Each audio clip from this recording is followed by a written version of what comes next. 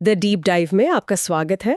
आज हम एक जासूस की तरह एक अंग्रेजी लेख के शब्दों और वाक्यों के पीछे छिपे हुए सुरागों को खोजेंगे। हाँ। हमारे पास स्वास्थ्य और खाद्य सुरक्षा से जुड़ा एक बहुत ही महत्वपूर्ण लेख है और हमारा मिशन सिर्फ खबर जानना नहीं है, बिल्कुल नहीं, बल्कि उन सुरागों को ढूंढना है जो प्रतियोगी परीक्षाओं, खासकर एसएससी में आपकी अंग्रेजी की गुत्थी सुलझा सकते हैं। बिल्कुल। आज हम सिर्फ अनुवादक नहीं बनेंगे, बल्कि विश्लेषक बनेंगे। हम देखेंगे कि एक अच्छा लेखक शब्दों को कैसे चुनता है, वाक्यों को कैसे बनाता है, सही। और कैसे व्याकरण के नियमों का इस्तेमाल करके अपनी बात को मजबूती से रखता है। ये समझना खबर समझने से कहीं ज्यादा जरूरी है, खासकर जब आपको परीक्षा में कॉम्प्रिहेंशन और एरर डिटेक्शन जैसे सवाल हल करने हो। बिल्कुल। तो चलिए इस जासूसी का काम शुरू करते हैं। मैं पहला सुराग यानी इस लेख की हेडलाइन आपके सामने रखती हूँ। ठीक है। Front of packaging helps consumers to choose healthy foods. ये सुनने में तो काफी सीधा साधा लगता है ना? हाँ, पहली नजर में तो इसका मतलब साफ है कि पैकेट के सामने की लेबलिंग उपभोक्ताओं को स्वस्थ भोजन चुनने में मदद करती है। लेकिन यहीं पर पहला महत्वपूर्ण सुराग छिपा है। यहाँ दो शब्द हैं, लेबलिंग यानी किसी उत्पाद पर जानकारी का लेबल लगाना, ठीक है, और कंज्यूमर्स यानी हम और आप जो सामान खरीदते हैं, उपभोक्ता। अच्छा, एक मिनट, यहाँ लिखा है लेबलिंग हेल्प्स। जी। मुझे हमेशा लगता था कि हेल्प का इस्तेमाल होता है। ये हेल्प्स क्यों है? क्या ये कोई टाइपिंग की गलती है? नहीं नहीं, कई बार छात्र ऐसी छोटी छोटी बातों में फंस जाते हैं। ये एक शानदार सवाल पूछा आपने, और ये कोई गलती नहीं बल्कि अंग्रेजी व्याकरण का एक बहुत मजबूत नियम है। अच्छा। ये है सिंपल प्रेजेंट टेंस। नियम ये है कि जब भी वाक्य का सब्जेक्ट जो काम कर रहा है वो थर्ड पर्सन सिंगुलर हो। जैसे ही, शी, इट। बिल्कुल। ही, शी, इट, या कोई एक नाम, कोई एक विचार, कोई एक वस्तु, तो क्रिया यानी वर्ब के साथ एस या ईएस लगता है। इस वाक्य में सब्जेक्ट कंज्यूमर्स नहीं है, सब्जेक्ट है फ्रंट ऑफ पैकेज लेबलिंग, जो कि एक प्रक्रिया है, एक सिंगुलर कॉन्सेप्ट है। अच्छा, तो ये एक अकेली चीज है, इसलिए हेल्प्स लगा। एकदम सही। इसीलिए हेल्प की जगह हेल्प्स का इस्तेमाल हुआ है। अच्छा, तो अगर सब्जेक्ट द गवर्नमेंट होता तो हम कहते द गवर्नमेंट डिसाइड्स। एग्जैक्टली। या द रिपोर्ट होता तो कहते द रिपोर्ट सेज। बिल्कुल सही पकड़ा आपने। ये तो बहुत जरूरी नियम है जो सब्जेक्ट वर्ब अग्रीमेंट के सवालों में सीधे सीधे पूछा जाता है। एकदम। अगर सब्जेक्ट बहुवचन प्लूरल होता, जैसे मान लीजिए हेडलाइन होती वार्निंग लेबल्स हेल्प कंज्यूमर्स, तो हम हेल्प का इस्तेमाल करते, क्योंकि लेबल्स प्लूरल है। हाँ, बस ये छोटा सा इसका फर्क आपके नंबर कटवा भी सकता है और दिलवा भी सकता है। क्या बात है। तो हेडलाइन ने हमें बता दिया है कि ये लेबलिंग क्यों जरूरी है। अब देखते हैं कि इस कहानी में मुख्य किरदार यानी सुप्रीम कोर्ट की एंट्री कैसे होती है। मैं लेख का पहला वाक्य पढ़ती हूँ। In a further instalment on the issue of safety of food products, the supreme court of India has once again staked out for the right of citizens to health. ये वाक्य थोड़ा घुमावदार लग सकता है, चलिए इसे तोड़ते हैं। हाँ। पहला हिस्सा है इन अ फर्दर इंस्टॉलमेंट। यहाँ मैं आपको रोकना चाहूंगी। इंस्टॉलमेंट का मतलब तो मैं हमेशा किश्त ही समझती थी, जैसे हम ईएमआई या लोन की किश्त भरते हैं। सही है। यहाँ खाद्य सुरक्षा के मामले में किश्त का क्या काम, ये थोड़ा अजीब लग रहा है। बहुत अच्छा पॉइंट है, और यही शब्दों के संदर्भ कॉन्टेक्स्ट को समझने की कला है। यहाँ इंस्टॉलमेंट का मतलब किश्त नहीं है। तो फिर क्या है? इसका लाक्षणिक अर्थ है एक और कड़ी में या एक और पड़ाव। लेखक यह कहना चाह रहा है कि खाद्य सुरक्षा पर पहले भी कई मामले या चर्चाएं हो चुकी हैं, और सुप्रीम कोर्ट का यह कदम उसी सीरीज की एक अगली कड़ी है। अच्छा, ये कोई अचानक लिया गया फैसला नहीं है। बिल्कुल समझ गए। ये एक ऑनगोइंग प्रोसेस का हिस्सा है। ये तो बहुत ही छोटी लेकिन महत्वपूर्ण बात है। अब वाक्य के दूसरे और ज्यादा दमदार हिस्से पर आते हैं। The Supreme Court of India has once again staked out for the right of citizens to health. इसमें staked out का क्या मतलब है? Staked out ये एक बहुत ही शक्तिशाली फ्रेजल वर्ब है। Phrasal verb? हाँ, इसका सीधा मतलब होता है किसी चीज पर अपना दावा ठोकना या अपना पक्ष बहुत मजबूती और साफ तौर पर रखना। सपोर्टेड जैसा कुछ? उससे भी ज्यादा मजबूत। देखिए, लेखक यहाँ सेड या सपोर्टेड जैसे सामान्य शब्द इस्तेमाल कर सकता था, लेकिन उसने स्टेक्ड आउट को चुना। क्यों? क्योंकि ये शब्द दिखाता है कि सुप्रीम कोर्ट ने कोई हल्की फुल्की बात नहीं कही, बल्कि स्वास्थ्य के अधिकार पर अपना मजबूत और आधिकारिक पक्ष साफ कर दिया है। एक तरह से अपनी सीमा तय कर दी है कि इस मामले पर हम कोई समझौता नहीं करेंगे। वाह, मतलब शब्द का चुनाव ही पूरी कहानी बदल देता है।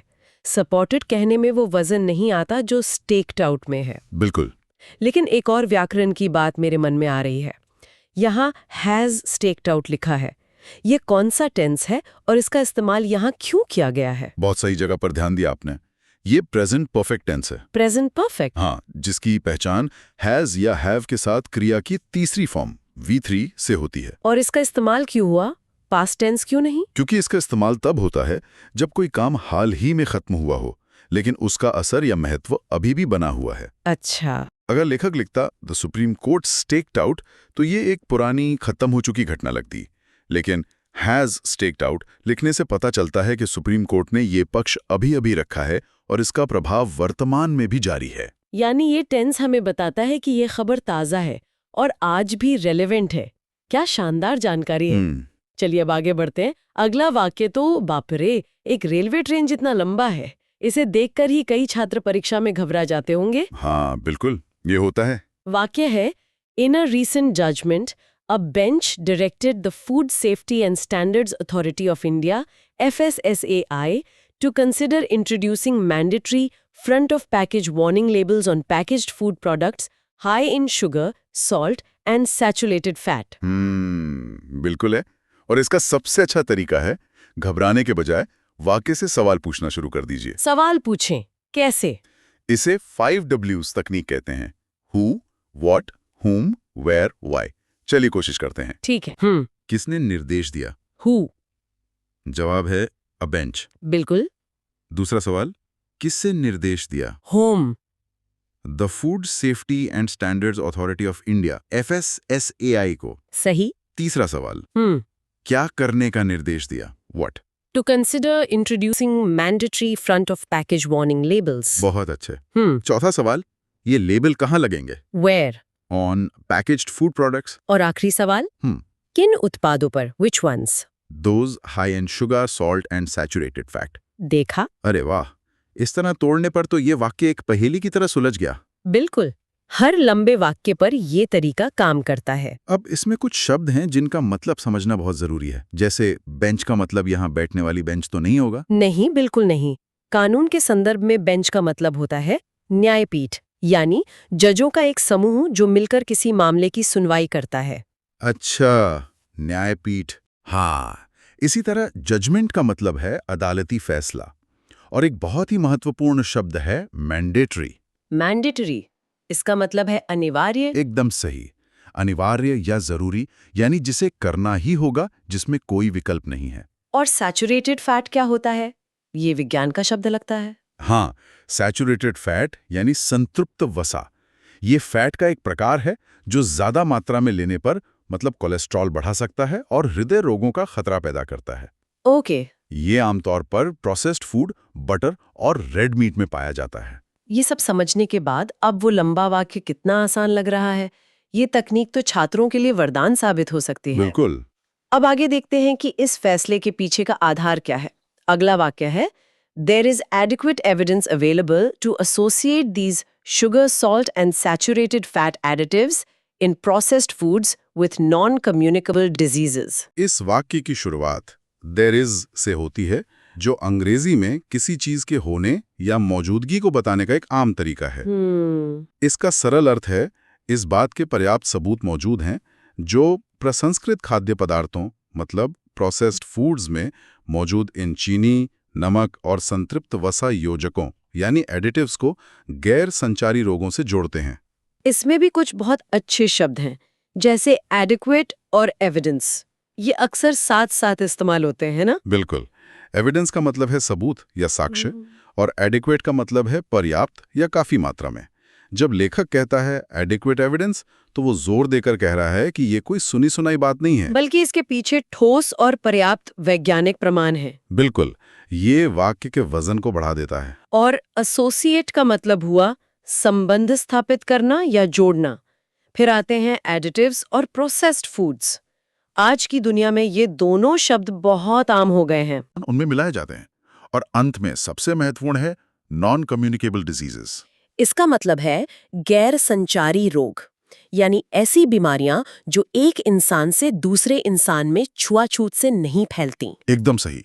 जैसे डायबिटीज, कैंसर और हृदय रोग। लेखक इन भारी भरकम शब्दों का इस्तेमाल करके ये बता रहा है कि ये मामला सिर्फ स्वाद या सुविधा का नहीं, बल्कि जानलेवा बीमारियों का है। और अब मैं इसी वाक्य का वो हिस्सा पढ़ती हूँ जो इस खतरे की भयावहता को और साफ करता है। विदिन लिखा है, including diabetes, hypertension and cardiovascular diseases, all of which are inching up their way to epidemic proportions in India. ये लाइन पूरे लेख की गंभीरता को मतलब एक अलग ही लेवल पर ले जाती है। हाँ, यहाँ कुछ और मेडिकल शब्द हैं, जैसे हाइपरटेंशन यानी उच्च रक्तचाप या हाई ब्लड प्रेशर, और कार्डियोवास्कुलर डिजीजेस यानी हृदय से जुड़े रोग। पर यहाँ सीखने वाली सबसे मजेदार चीज एक मुहावरा है। आप इंचिंग अप देयर वे की बात कर रहे हैं? ये सुनने में बड़ा विजुअल सा लगता है। एकदम। टू इंच अप का मतलब होता है इंच इंच करके, यानी बहुत धीरे धीरे लेकिन लगातार आगे बढ़ना। अच्छा। ये एक शक्तिशाली मुहावरा है क्योंकि ये दिखाता है कि समस्या रातों रात नहीं आई, बल्कि धीरे धीरे हमारी नजरों के सामने ही बढ़ती गई और अब एक खतरनाक स्तर पर पहुंच रही है। तो परीक्षा में अगर कोई अपने निबंध या उत्तर में ऐसे मुहावरों का इस्तेमाल करे तो भाषा बहुत प्रभावशाली लगती है। बहुत ज्यादा। जैसे हम कह सकते हैं, the prices are inching up every month. एकदम सही उदाहरण। और इस वाक्य के अंत में जो शब्द है एपिडेमिक प्रोपोर्शंस, ये तो और भी डरावने हैं। हाँ, एपिडेमिक का मतलब होता है महामारी, और रीचिंग एपिडेमिक प्रोपोर्शंस का मतलब है महामारी का रूप ले लेना। मतलब किसी समस्या का बहुत बड़े पैमाने पर अनियंत्रित रूप से फैल जाना। बिल्कुल। ये भाषा का एक बहुत ही तीव्र प्रयोग है। लेखक ये नहीं कहला कि समस्या बढ़ रही है, वो कह रहा है कि ये समस्या महामारी बनती जा रही है। ये भाषा की शक्ति है जो पाठक के मन में एक इमरजेंसी की भावना पैदा करती है। सही पकड़ा आपने।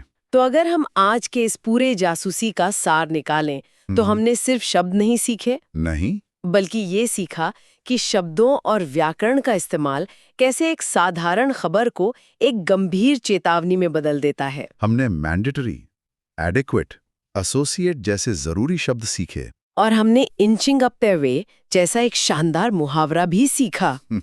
व्याकरण में हमने सिंपल प्रेजेंट टेंस में थर्ड पर्सन सिंगुलर के साथ एस लगाने के नियम को समझा, जो सबसे आम है लेकिन सबसे ज्यादा गलत भी होता है। बिल्कुल। और साथ ही present perfect tense, has taked out के जरिए ये जाना कि कैसे कोई लेखक एक घटना को वर्तमान से जोड़ता है। और सबसे बढ़कर हमने लंबे वाक्यों को तोड़ने की वो बेहतरीन टेक्निक सीखी।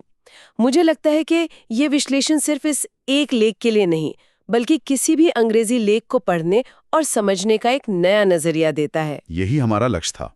खबर तो आज है, कल पुरानी हो जाएगी, लेकिन खबर को पढ़ने और समझने का ये तरीका, ये कौशल हमेशा आपके साथ रहेगा। सही बात है। अगर कोई छात्र हर रोज सिर्फ एक अंग्रेजी लेख को इसी तरह तोड़ने की आदत डाल ले, शब्दों के अर्थ, उनके चुनाव का कारण और वाक्यों की बनावट को समझने की, तो मैं गारंटी दे सकता हूं कि अंग्रेजी का डर हमेशा के लिए खत्म हो जाएगा और परीक्षा एक खेल लगने लगेगी। बिल्कुल। तो आज की इस चर्चा को समाप्त करने से पहले हम अपने श्रोताओं के लिए एक विचार छोड़ना चाहेंगे। जरूर। जैसे खाद्य उत्पादों पर एक छोटा सा लेबल हमें उनके अंदर की सच्चाई बताकर एक स्वस्थ विकल्प चुनने में मदद कर सकता है, वैसे ही क्या हमें अपनी तैयारी और किताबों में भी ऐसे लेबल या मुख्य बिंदु पहचानने की कोशिश करनी चाहिए जो हमें सफलता के सही रास्ते पर ले जाएं? इस पर जरूर